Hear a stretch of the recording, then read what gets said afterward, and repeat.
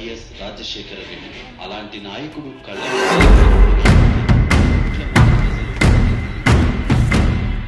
అబ్బా ఏం జనాలు సార్.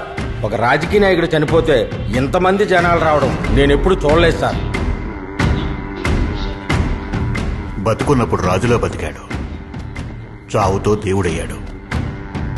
సార్, వైఎస్ఆర్ గారు అబ్బాయి జగనే సీఎం అవుతాడని అందరూ అనుకుంటున్నారు సార్.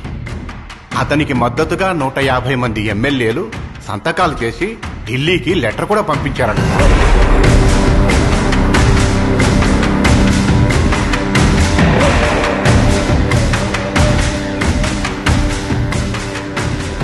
తండ్రి పోయాడనుకుంటే కొడుకొచ్చాడు.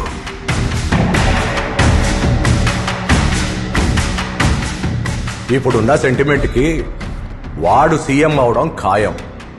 అదే గనక జరిగితే మన పార్టీకి చాలా నష్టం అండి. తండ్రి చావే వాడి రాజకీయ బలమైతే దాన్నే వాడి బలహీనతగా మార్చండి.